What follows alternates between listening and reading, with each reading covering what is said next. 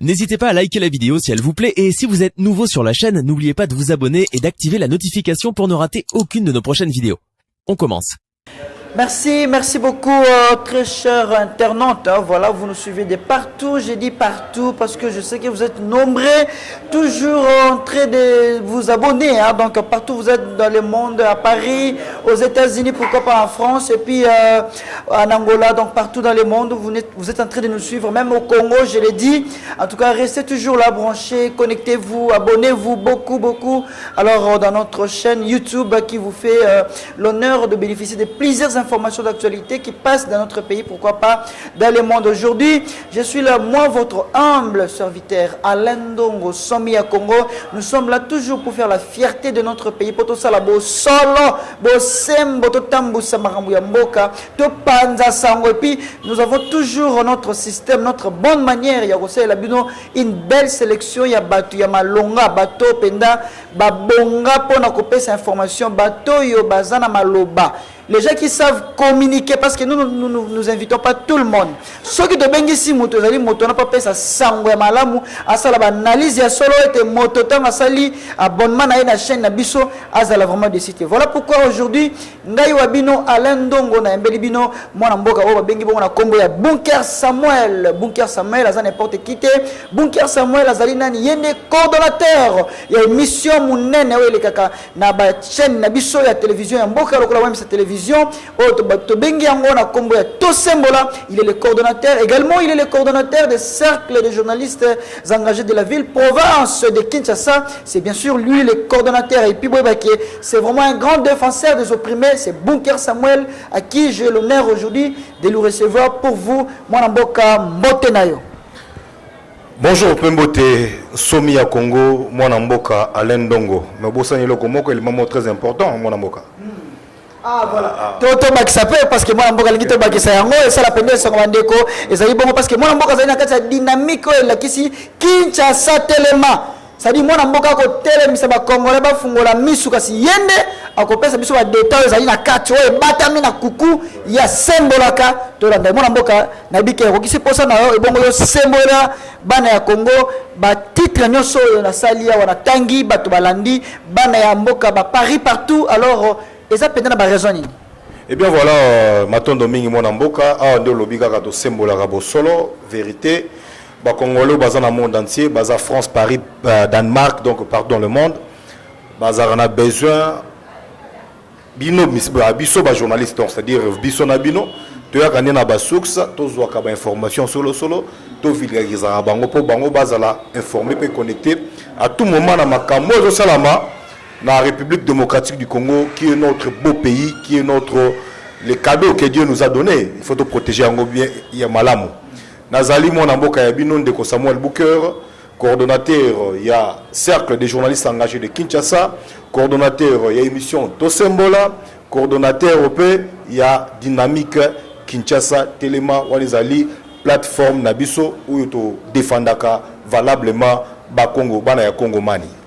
Matondo ya mwana mboka en tout cas pesinga esengo penda boyoki introduction ya mwana mboka ndenga se présenter alors tiko pesa merci na Jonathan Mujanaya o azali na sima ya caméra balobi mwana mobile wana azali DG na ndenge na ye po musala kitoko en tout cas ndeko na ngai Francilo mama tozana toujours wana bandeko tiko pesa le big boss munene zo kolanda biso Ribemboyo balobi moto yo ko sala ki ba abonné bazala toujours wana ebele Ribemboyo mbote na yo lo sako mwana mboka to bosoni pete babila contestable Joël Mbiliangandi balobi ona penda mobulu donc soko za penda o penda lagi 10 jours to yepa na ye a relié sur ta 55e jour et ko sala pe loko alors mwana mboka to kota l'actualité na Kinshasa makambo ezali ebele to kokota na ngo mokili mobimba o pandémie esimi mokili mobimba épargne ta mboka moko te kasi tozali na kokoso makasi bana pe kelesi na Congo ezalaki susu te en tout cas esengaki ko bomba bana bandaku lelo yo gouvernement na biso bazui bamoni ke ezalaki penda mabe pe bana umela bandaku mais bazui ba mesure ne bakosala kaka mpona ko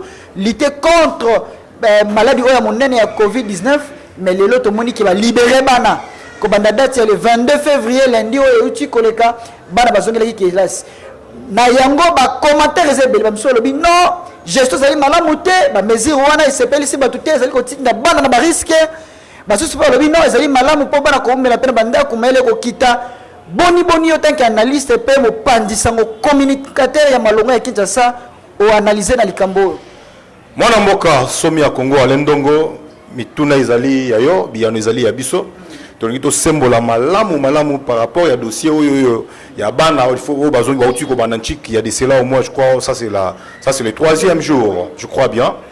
Et bien voilà, normalement pandémie zalaki. Tant on a pandémie c'est-à-dire maladie simi mokili mobimba. Ce qui balobi des épidémies c'est-à-dire simba kaka moi mboka moko boy mais pandémie c'est pour le monde entier.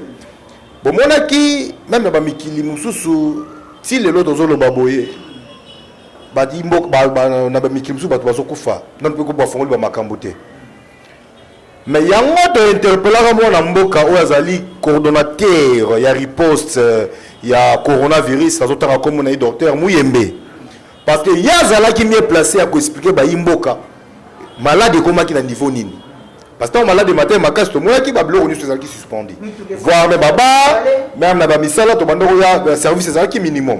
Donc on ne venait pas comme des toyaka comme d'habitude. Yango moni ba parents a epsé ba ben ba parents matoyi ba na ba kende susu be colté parce que ba ozala exposé na ba maladie wana. Kolandi sama na rapport na ya utu ça le pas mwana mboka Félix Antoine Tshilombo Tshisekedi le président de la République. A yebisete to moni dose seulement ko diminuer muke pour ba na base na retard ba ki ko banda. Yango soki maladie wana esili complètement Muyembe ayebi. Ce qui peut siliter, Muyembe ayebi. Ce qui peut yaki anenga solo, Muyembe ayebi. Ça Muyembe oyebi. Donc la seule personne qui est mieux placée à nous clarifier par rapport à ces dossiers-là, c'est lui Muyembe. Donc le roi a libéré déjà Bananchik. Cela veut dire que non, moi dose et celle qu'on diminue, moi dose il y a maladie. Ils ont un peu dans moi c'est bah on répondre à Bananchik convenablement sans faille. Mais imboka bakolela balobi mais kambu ya passe ezali komona te ata kokopekisa bana bakene babitelo te mais kotala lolenge bato bakomi 14 ya babari ya kotonda to boite kosambela ezali malamu kasi batiki po na ntango elekaki ezalaki na première to ba première vague ezalaki ko limiter même bato ndenge ya kosambela ba ndenge pe ezalaki ya komata na mutuka to monaki wana mutuka même bato misatu na sime komaki ka babale mais batiki nyonso wana ezalaki mbeko kangaka bana kelasi ba monaki ke moi ba mesure ngo ezalaki penda moi malamu penda te bato bako contredire moi ba idée mingi oyo gouvernement ezali na kati ya gestion wana basalaki bon tolo ba ke lelo ndenge ba lever ba mesure wana ke bato ba bandela kelasi c'est que ba longola pe couvre-feu. Mais couvre-feu c'est bon je ne peux on trouve ça là disons on doit savoir faire la part des choses. Couvre-feu coronavirus. Vous pensez que non couvre-feu y a par rapport au coronavirus? Je ne crois pas. Couvre-feu y a par rapport tout le monde qui moi tôt il y a insécurité ça qui m'a cassé na Congo. Boyaki seri moro boya même atoma boma ba c'est déguisaki comment que non bazo kanga ba ba manduki bon sur le plan sécuritaire il y a moni mbo etambola na bambeko nango to ba moni présence ya ba fou bien ba folle na kati ya république mobimba ba tel que non ba fou na to bazo interpeller ba mona ka ba minduki ba mona ba misolo ba maboma o bazo misolo e wapi ba maboma o bazo minduki o wapi donc to yeba nani azana simana bango donc monaki couvre-feu botamaki le quoi couvre-feu botamaki to moni que notre si le roi ils ont 21h on moni que non 21h on a bato bazo respecter quand même bazo kotara na bandako nde ba bandaki yango kala mingi te ba mesure on a pe aussi là peuple a kozongela convenablement zela na état ezui atokundola bo solo to lo ba pe to pe saka na ba imbo kabilei ya kitoko bilei kitoko ezali bo solo vérité pour lele Mwana mboka Sama Lukonde wa uti kozala o uti kozwa nomination na pas mwana mboka président de la République Félix Antoine Tshilombo Tshisekedi. C'est-à-dire yo tango comme le patron ya primature. C'est-à-dire on travailler par rapport il y a vice chef de l'État c'est d'abord le peuple d'abord.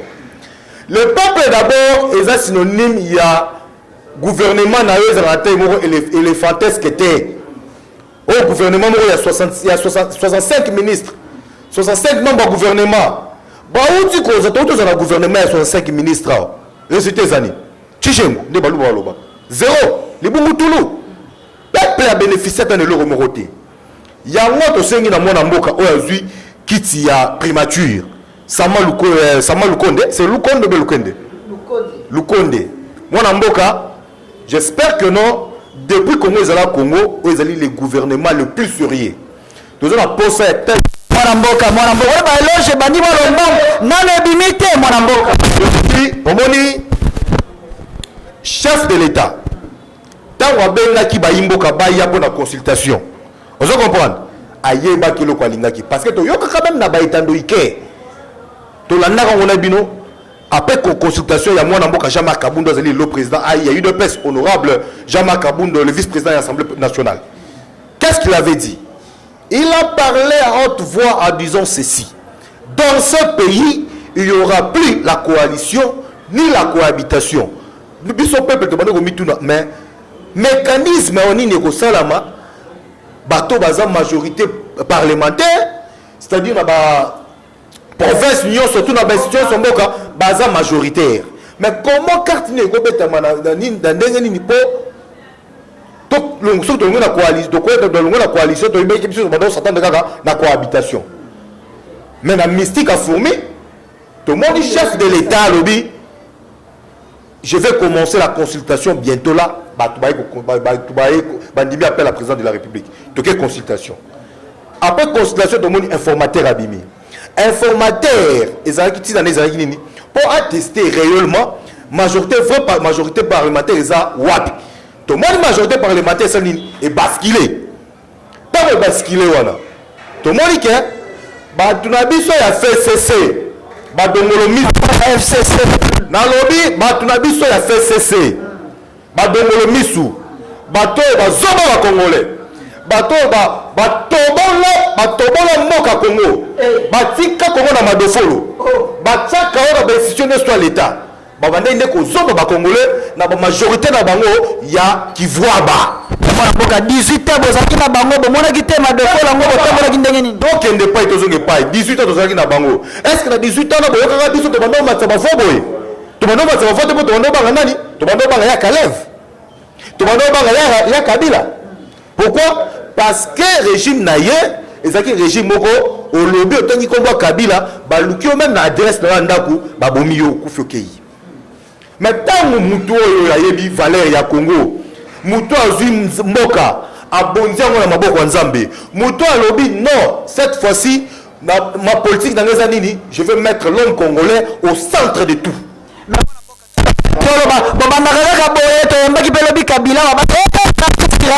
Suka lele komi mboka takia kotoboka to bandi na ya fatia bandi malamu mais yo yebite mboka zayo tongo malendo ngomona mboka yo yebite mboka toboka partout na yeko ko mboka o isa fati na ko mama du studio stubo na osala nini a créé ba IGF fait remplacer ANR musalate bande kolokola matata mpono ti le dossier zo ba solution zo ba na te luvunu mwana mboka luvunu likambu ya Congo ezali likambu ya matata mpono. Est-ce que dossier toi tu crois que non matata mpono dossier makasi ya matata mpono n'est pas le seul voleur. On comprend? Kabila za ali baba et c'est 40 voleurs. D'ailleurs c'est 40 voleurs te bato ba toboli mboka oyo bako za ata yo yebi bango eza bloc ba créer ka bloc mongo to la place mongo le soit Congo et tu n'arrives pas bato mongo il aurait pas Mishiki qui est pas Kabila il aurait pas Kabila qui est pas Shadari il aurait pas Shadari, c'est toujours des mêmes personnes. Mais tant que na Congo aye muto aiza na bolingo la congolais alobité. Qu'est-ce qu'il faut faire? Il faut que tu Moutou dans la première position. C'est l'homme au centre de toutes choses. Tant que Moutou a besoin dans la première position, il y a qu'à travailler pour de façon que les plus pauvres, base stabilité. C'est-à-dire équilibre comme partout. On se comprend. On a quoi faire, on se retrouvera dans quoi faire. On a coordonné, on se retrouvera dans Moussa no Salak. On a joué. Donc chacun se retrouve par rapport à son travail. Parce que on dit souvent, le travail, c'est la source de l'abondance. Pour nous, comme aller dans le monde, il faut mon salaire. Est-ce que vous avez malais même maman à Boka? C'est là, madame. Tala. Bakulu no déjà bango lelo. Oh, va paralyser Congo Mobimba. Tout le monde a besoin de bagaginer. Tout les allés en bien ailleurs. Au moins, on a 15 à 16 ans, 17 ans, 18 ans. 15 à 16 ans, 18 ans. Kabila a vu pouvoir na aginer. De 29 ans, dans l'année 2021. Parce que tant que bateau n'y a surtout basé bakulu actuellement pour te remonter la Congo. Et hier Kabila nous d'abord tu vas pétuan. Bah bon temps le temps à Kabila. pendant 18 ans Kabila yo moni koulou de botami ba créer insécurité partout dans Congo mobimba incapable ya ko rééduquer bana ko comme ça bon quand même ba tumoko utile à cause ça ba intégrer bon dans la société ba petit ba évoluer mais tant la 2 ans ya Tshisekedi a eu pendant que 2 ans a vu bana o Kabila bokola ki na 18 ans wana atini bango na kanya makasi yango le boko sepela boko ya masango to masango eleke bokangalonzo mwana mboka muto asali masango il faut passer ba respect na baza na Congo on a 18 ans de l'autre mais na 2 ans to yango c'est-à-dire ça montre directement que non muto wana azana ba vision malamu pour na Congo donc tout ce que na biso ba querelle tout ce que ba dit tout ce que Timothée mamabe parce que les raisons pour mato comprendre ça jalousie et ça est mal placé non j'ai compris que non batu moi ni tribalisme zelo mabe tout ce que kobundisa muluba so il y a un système faché za mabe donc un système faché mais to bundisa ki muluba te c'est ça mwana mboka tuna motuna nana okoloba kitoko ba bandeko bako na sur internet tuna mokimo mba Castor bano est-ce que pendant na Congo to na souci opposition to ko opposition ngo e kufi to e ko sa su mosala te na Congo mais to ebite biso to donc la seule opposition biso to yebaka izako IDPS le IDPS au pouvoir donc mais quand on dit que non Alain Ndongo naza opposant na yo bazaka opposant mutu par rapport ya le roi mabete partager la vision moko partager la vision moko vision faut les élèves de tangana ba autant comment va fretter wala baza ba fretter bandaka la mike président ba kangieta ba interpeller qui ba nya ba yeba juste c'était quoi son vrai souci quand on a dans porte-parole la presse était dans porte-parole la faculté on comprend toujours beta masoa Congo pour la base de lumière donc na bisa que tu sais que des en opposition à ta moroté mais pas que ça va ça musalate olobi boko pekisa ba sala musana bongo lokola ba opposant ba temelaka pe bino ba tsama makelele boko banga nyonso wana na ngongo mwambuka naza IDPST ko yebisa te que non tozo nga naza IDPST nga naza centriste tozo mona makambo ndenge ezolande ezokende esika mabe toloba eza mabe esika malamu toloba eza malamu mais na minute onga nazobisa ba imboka bana Congo ba diaspora boza parti par là bozwa vérité yango mais to ko s'opposer contre nini parce que ba s'opposer contre système ce qui système est mabe wana ndia mais tout le monde a que notre système est moins bien pourquoi parce qu'il a mis le système en mboka il a mis l'homme congolais à sa place on se comprend donc c'est à dire quoi tout le monde là Timothée mamabe Fayulu tout le monde yo le bail que non c'est na kati ya philosophie il y a papa il y a papa Tshisekedi le premier docteur en droit il y a le peuple d'abord tu étais avec lui c'est-à-dire comme tu étais les collaborateurs directs, il y a papa. Il faut appeler collaborateur direct, il y a moi. Mais là, on dit il y a moi bokaboni boelimi. Parce que moi azali animateur à sanité. Moi boka to ebelo ko réclamaka to zo koma déjà wana ebelo ko ya réclamaka zali point de vue na ye. Réclamaka nini? Ngana ebelo réclamaka ye sans réclamaka nini? Yo no ebelo za motema ezana. Bon so c'est la vérité désir, hein? Est-ce que Fayulu a sûr que non na Congo va voter gaï? Non, il place va voter Fayulu.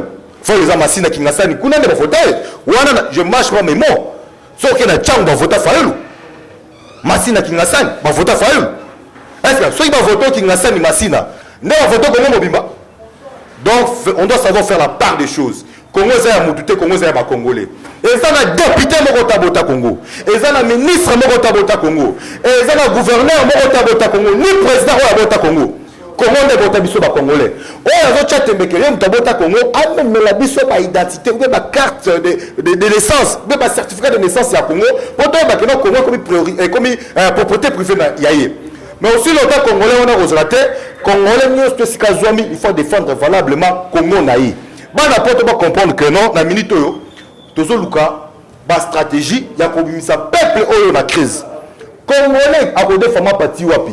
Pour me la tirer à Miliki, il faut des Lipa. Pour me la tirer à moi bien, il faut des. On voit même. Namwamba, ça c'est quel pays? Ça c'est quel pays? Ça doit changer. Vous comprenez? Congolais, le lobo n'a piogi. Aux une piogi, il y a un Congolais, maintenant que ce soit un orgaman. Vous privatisez orgaman et comment égal? Est-ce que tout le bâti qui nous doit faire cesser bateau bon là qui mon ami?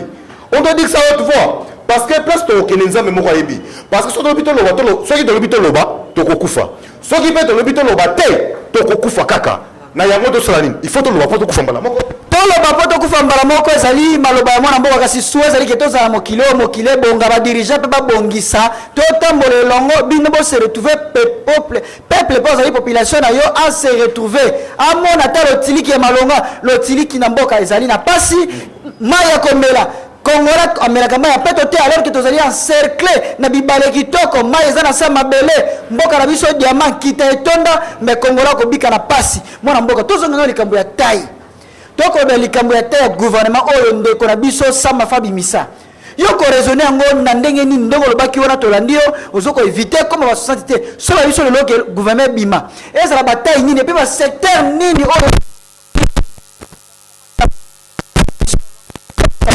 non secteur nyonso est important maintenant aussi akena mwana mboka sama lukonde oyo auti kozwa akomi les nouveaux patrons ya primature aza mwana mboka solo na yebi ayebi bosenga bakongolais za nini nga na kosenga na en tant que patriote en tant que mwana mboka soki bamembre disons na niveau gouvernement na organisé avec 35 ministères eza misolo ya l'état na banzali 13 pourquoi 13 pour Congo Zamunene.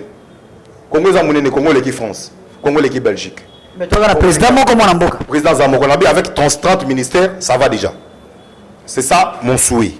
Mais tu y éviter car naïe zandingini. Mais le corps là, Azam Moutoyo, attends, Azotambo la vision et chef de l'État. Azam la carte la vision et le peuple d'abord. Ayebi parcours naïe et avantage parce que il fut ministre des Sports. Tant que je suis Kabila a brigué 3e mandat, il a démissionné dans le gouvernement. Alors, dans moniteur, on a maté la constitution. On a dit 4 Mobuku conduit en Boka. On a dit d'abord Sakarana Congolais.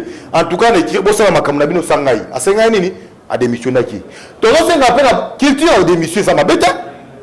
Mais pas Congolais, la culture, on a pourquoi mon Amboka. Il faut que les Congolais soient oh yeah, papa. Lui, selon histoire, pour ça, dans Mobutu, Basera, vient d'Abso Bouloulou. Tous à la radio, il n'y avait pas d'émission à l'époque. Balunda Bouloulou. Tout le monde, Kalami, tout le monde avait sa main, le condé pas d'émission à démissionner à la période de Kabila. Mais il est le seul. Mais Congolais, à la culture, il y a qu'à démissionner. Tous les gens pas la nini. Bacho ministre, aux ministres de Kanguna, aux ministres de famille, aux ministres de Congo. C'est-à-dire, on a même un sentiment et un parti politique. Dans quatre institutions à l'État. Ministre et PPRD, Azalakate. Ministre et IDPS, Azalakate. Ministre et cash au gouverneur et à cash et à la mouka, Azalakate. Tant que vous ministre, c'est-à-dire, il faut travailler pour le peuple à se retrouver. Il faut que les Congolais comme nous. Ce qu'on dit, on est incapable. Il y a qu'on relever des défis. Des défis à Tangier. Nous avons courage. En tout cas, président de la République, avec tous les respects, confier une mission. Dans mon mission, qu'est-ce que je vais faire? Je démissionne. Démissionner. Même dans ma commune, vous pouvez imaginer. Les bourgmestres, comme c'est le roi, les bourgmestres Kinshasa. Bazaba Nani. Bourgmestre, Azozo Luxuana, il y a une maison d'habillement. Il y a une maison d'habillement dans la maison communale. Aux institutions en Boka. Azo représenté chef de l'État. Azo déjà Fati en miniature. Mais au Odessa, est-ce que Anne remonte à Makamouanate? IGF. Est-ce que ça t'a fait sombi moi ma belle n'a pas dit moi la Boka? La maison communale? Il ne faut pas blaguer avec le pays. Mais nous devons équiper dans ce monde en Boka témoin station à Batulibanda. Il y a commune de Bobi de à équiper. Congo, Moka est intouchable. Auto Ebakala. Et ça Congo est l'éloté. Congo est intouchable à Bazaté. Tout le monde est touchable. À tous les procureur général de la République. État de droit, c'est le Kayangou. Le gouverneur de la ville province de Kinshasa a mis ou bien créé un audit même au niveau hôtel de ville. Voilà. Combien de bourgmestres comme ça, ça doit changer. Bien, c'est le coup de 17 ans, le Wagate, Moussala Mabé, Baïrozo, le compte en Moka, Batoua, Kozana, le Tiliki, il y a l'Ingo Longwate. Wana Chibouele là. J'insiste, je pèse bien mes mots. Je dis que le lagi à bourgmestre aux Ambres Kinshasa, Natangi à Kalam ou Natangi à Sélé. Mawaplein. Comment Batouba a respect à Batouté? Au Yébi que non, je fais au moins 17 ans, 16 ans à poste. peuple a se retrouvé. Au lieu, on fait l'effort que nous, on commis ça, peuple, parce que beaucoup de gens sont contre la population. Le gars a la possibilité à mon gouverneur, à mon chef de l'État, il faut pas qu'il n'y ait pas canal à Bourgoumès parce que nous sommes qui de l'Est d'Abisso. Et comme il n'est pas gouverneur, et comme il n'est pas Bourgoumès, Bourgoumès comme c'est pas gouverneur, gouverneur comme c'est pas président de la République. Mais ceux qui, Bourgoumès, est incapable, il y a qu'on recevoir même population parce que pour ton information, j'ai passé, bon, on était nombreux pour gagner la carte d'un cercle de journalistes engagés de Kinshasa. Selon rendez-vous Kama, je cite son nom, Augustin Kama Hindi. Les bourgmestres de la commune de Lancel. En tout cas, ils ont courage au démissionner. Parce qu'ils sont incapables. Un mardi jour ouvrable. Au moins que nos bourgmestres ont autorité de proximité. Mon conduit à peine. Oh, la population, une fois qu'ils me prennent, mais ils ont bien raison comme ça. Un peu de patience, j'arrive là, je suis à l'hôtel de ville avec le gouverneur. Aïe, évitez votre chose comme ça, le gouverneur. Tu peux le gouverneur, tu tout nier. Bon, hôtel. Moi, je suis un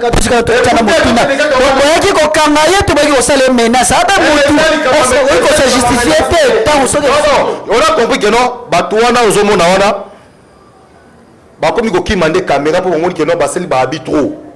On va comprendre. Mais, bon, surtout, on a déjà Salaki et puis dans la poisse congolais, il est bi. Banyei bango basumbi lumbi de solo et panzani bako biso ko luka ko bata mapoka ba balo bata biso to sali yangote et ils na bourgmestre mo côté ya kala akotika yasuna ibonga na to za posa bilenge baya ba biso to za capable ya roger ba makambo wana alain dongo susangeza que non pourquoi ma gouverneur à lobby pourquoi pas président de la république on se comprendre baza ba français ba et pour français ba ba baza ba français ba to tayi ko le kabango ata ba zuba ta na ba sorbonne to tangi ko le kabango na ba français ba ngate mwana mboka kaka bino mo bebolela ka ba batangi mingi ba ko le lisa ba congolais ba licence élective ba diplôme ba doctorat kamba kongo za likambute que non o tangi mingi o tangi te pour diriger le Congo il faut avoir un cœur c'est un problème de cœur on se comprend passe ya moninga za passe nanga moninga nanga yozolia ozolela ba meilleur ya ba congolais ozolia ba blo soso ko na fulu mais voisin na kama tembela za na ngote mais kindo keso utapartir wana kindo keko utapartir wana parce que même Bible ngomoko ils ont réclamé l'amour du prochain mais dis-moi toi tu es un bourgmestre donc na ba quartier toi c'est là tu as des maisons mais ils ont pas vulnérables batu ba pauvre maman batu bazoya wana banini bourgmestre sunga salisa attends la possibilité on salisa té mais on a quand même le numéro 1 à commune tu as quand même des pistes de solutions. Ate maman pour le moment c'est comme bazu terre jeune babwa qui na ici érosion et ça là qui a une solution ata ko mbule longoli yango mona mboka est-ce que eloko d'abord ça pour zamaile eloko lo bien les za zamaile érosion que sur terre jeune bois qui kuna mbule longoli so samsani mais après si moko ba solution ata ko mbule ko longola ngo so la zangi makoki ko somba kasa ko ki na terre jeune ezali ko zo bande ba yimboka est-ce que beaucoup ça mo to nganzela yes yo c'est la rapport mais moi on a ville vu les cas parce que l'État va s'engager été ils ont représenté déjà chef de l'État tant au moins qui n'ont érosé ils ont menacé ma casse c'est quoi ton travail en tant qu'une autorité communale fais seulement les rapports sinon on a niveau ville et ça anime et quoi activer ma solution il faut pas comprendre toi attends au moins 1000 population en 2006 à sa population en 2011 population en 2011 à sa population en 2018 c'est-à-dire on a atteint ba néo to celle élection en mboka oyo chaque jour congolais doivent comprendre que non on doit avancer local ba politicien local ba ministre ba député ba ngone surtout ba so ka ba intérêt na bango na ministre peuple pas tout cas intérêt na yi sur intérêt peuple on a azat na salaire à ta côté mesdames et messieurs peuple on a fouta ka été toujours une opération qui ne peut Augustin Kamaza salité. Est-ce que c'est le héros de pas c'est le aujourd'hui quand c'est le jour quand Gouyango, aujourd'hui solo Yangolo, il y a Lianza, il y a un poka. Le lot solo dit au grand c'est le jour qui dit le nom c'est. Aujourd'hui sur la Tibouela là. Et là on dit nous aussi là il faut passer la caca ba autorité. Il faut pas qu'on zaka. Non. Jatini Ngobila avec tous les respects, na yabi que loko au ko na yango. Bokata te le moroté.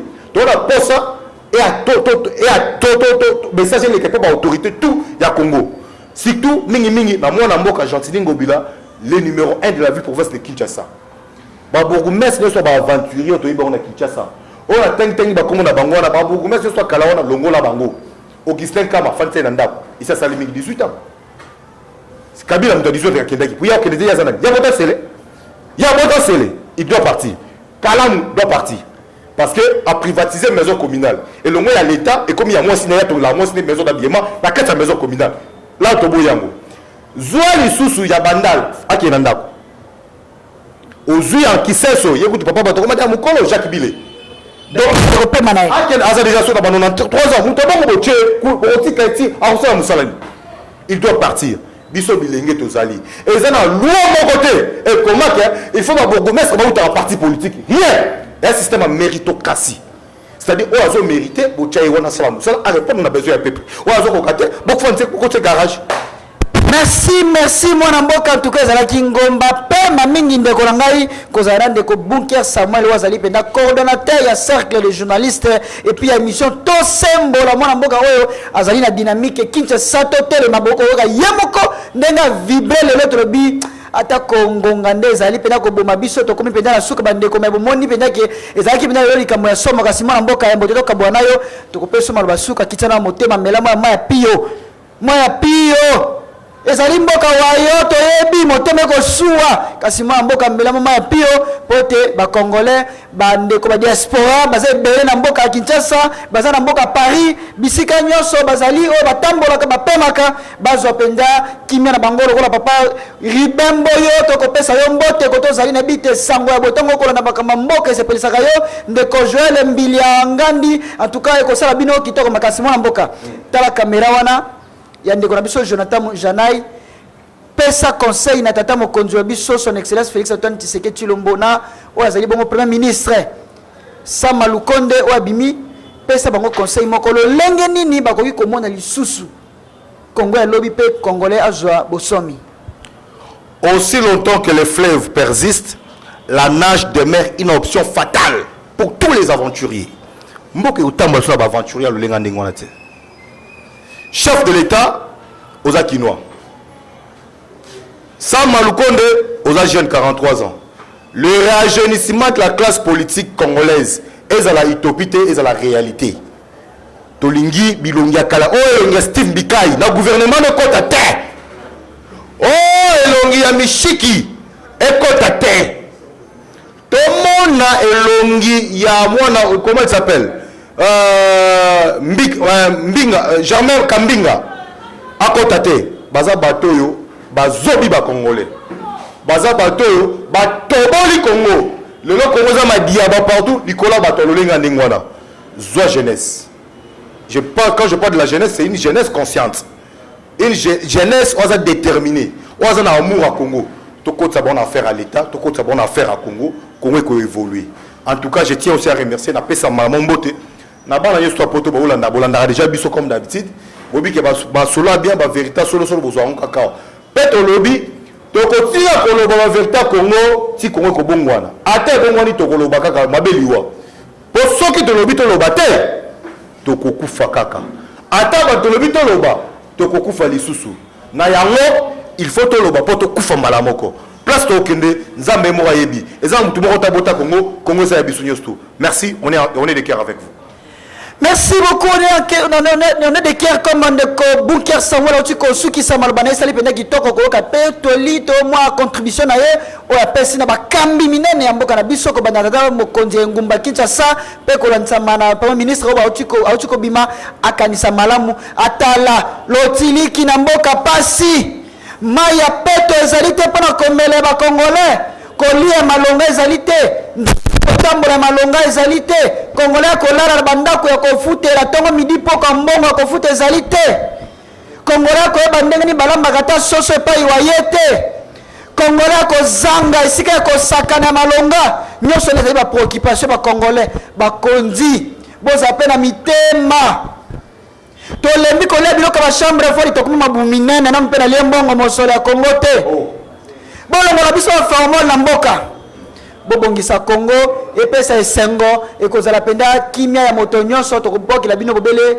bambe po ete musala bino kozala kitoko matonde na yo mwana mboka Bunker ndengo zala ki invité lelo to sepeli makasi esengo pe kozala na mwana mboka Jonathan Janai balobi openda DG en miniature na ndenge na yo mwana mboka musala kitoko ozawana toujours le kabozonga boy po ete musala salima. ngai wa bino Alain Ndongo somi ya Congo nazalaki bongo ne sengo ya kosimba micro lelo po ete napesa bino basango elongo na mwana mboka Bunker Samuel oyo biso totuni kaka mituna bien ezalaki aye pete bete ye alobaka na sembo alobi kama malamu tofingi moto te kasi tolobi obele sembo bakongolais bandeko ba diaspora bisika bosepeli esengo numéro yango ezali affiché bobenga biso mpona baremarque na bino mpona basuggestion mpe mpona baencouragement ekosala biso pole mpe esengo ekozanga mpe te soki mpo omoni tosoutenir émission oyo mpona kosunga biso mwa makoki ya kotambola ekozala esengo makasi tika ete kimia boboto bondeko ya kolo Yesu etikala o mabota mabino.